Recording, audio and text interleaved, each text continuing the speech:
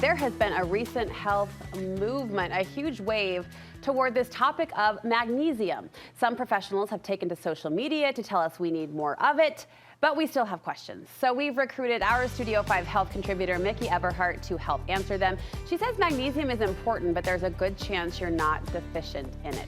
She's here to explain. Listen, it's not just that we have more questions. We want you. We want your answers. Oh, we turn to our source and our North Star. So let's first define magnesium. What is it? So it's a mineral. It's one of the most abundant in our bodies. And the reason why it's so important is it's used for hundreds of processes in our body. But the most important or common things that we think of: protein synthesis, muscle and nerve regulation, as well as things like blood glucose regulation, blood pressure regulation. It's got an important role in our body.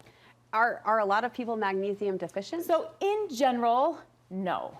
And this is because, Brooke, magnesium itself is in so many foods that we typically eat. It's in whole grains, it's in lean protein, it's in vegetables, nuts, seeds, legumes, beans, a lot of things, and it's fortified. So if we're eating breakfast cereal or something like that, things that are fortified, magnesium will be in it. The other thing is because it's so plentiful in our body, if for some reason we might be a little bit low, our kidneys are so smart, they'll be like, ooh, I'm not gonna let as much out. We can pull some from our bones to kind of regulate it from that standpoint. So what might cause low magnesium levels? Because it can be a thing. And so I don't wanna say, sure, no one's gonna have it, but there are some things that can contribute that would be, usually it's gonna be a sign something bigger may be going on if you have chronic low magnesium.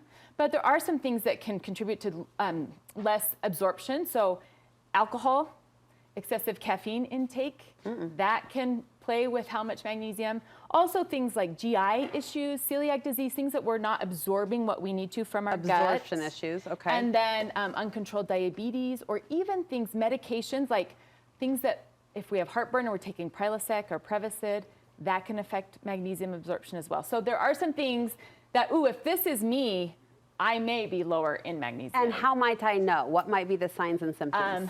Twitchy, restless, muscles, legs, insomnia sometimes. Okay. Overall fatigue can play a part, and that's a tricky one to say because lots of things can contribute to that, right? Part of me is like, well, if I have excessive caffeine intake and I'm not sleeping well at night, is it insomnia? Is it the caffeine? Is it magnesium? But in the end, if it's something, I was just talking to Kristen in the green room who's coming on, you know, she was saying that was her, it's called the relaxation mineral, magnesium, and it has been a game changer for her with kind of soothing out those legs at night. Okay, so watch for those symptoms. Let's talk about safe ways to increase it. I'm one of those people that I've been seeing the headlines on social media. It will help with this, it will help with that. Yeah, so it's not the cure-all, right? But it may be helpful for certain things. So right? first you say just overall diet. We always come back to that. Correct. Make sure you're getting a wide variety of food from all the food groups. You're eating enough and you're eating frequently. So if we're first, that's the umbrella, right? That I'm getting enough that I could actually absorb it. Making sure there's not underlying medical diagnoses with kidneys or GI issues that are going to affect the absorption of it in the first place. If those things are covered, then we want to, if you would like to supplement and try it, you don't want to supplement more than 350 milligrams without chatting with a doctor. Above that may be like, let's see what else might be going on. A multivitamin typically has about 100 milligrams, but there's some common like powders that you can mix with water and drink, you know, at night before bed. That's around 325 milligrams. So there's some ways that you could experiment without it being harmful to see if it's helpful. But as I read those headlines and it says, oh, magnesium can help ward off, you know, dementia, or magnesium can help with my energy, or magnesium can help me sleep. What I'm hearing you say is you're probably getting the right amount of magnesium to do those things anyway. This is correct. Okay. And that is because it's in so many foods. And those things are correct because magnesium is involved in 300 different processes in your body. So it is involved in the brain and all of these other areas. So it's less about that one thing may solve this problem, but if the overall nutrition is there, you're likely getting enough. When you mentioned alcohol and caffeine can dent us in this area, I imagine pulling back on those things could help. That's exactly right? Decrease the amount. If I'm supplementing, but my alcohol consumption stays up and my caffeine is there, that becomes like, am I helping anything? So decrease those as you're adding. Now, what's the correlation between magnesium and stress? So that is actually a cause as well. If I have chronic stress overall, that can also play a part. with the absorption of it. And so hitting that from different angles. Sometimes we cannot control what's happening in our lives to actually get rid of the things that are causing us stress.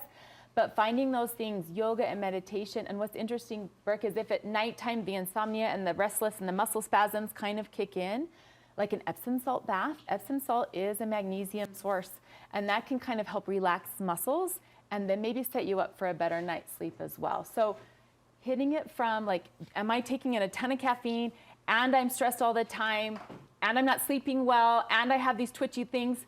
Okay, these kind of all sound like this could be helpful in changing some behaviors and adding in some of that magnesium. I'm putting you on the spot with this, is it helpful to the female anatomy more than the male, or does it matter? It doesn't necessarily matter, but sometimes it does tend to be with sleep and kids and things like that. It does tend to affect women a little bit more. Yeah. All right. Thank you for taking on this trend as we're seeing it. I mean, I know a health staple and a basic, but we're seeing it everywhere. So thank you for your straight line. All right. Tell us about your new Wellness Wednesdays. Oh yeah, so that's coming the month of September. I'm every Wednesday at noon. We're doing a little wellness topic for 45 minutes. You can join live or get the recording after. And that's fun. Yeah, we've already had one. It's been great. So if on wants Instagram to join for 3 more, Okay, we'll meet you there. By Miki.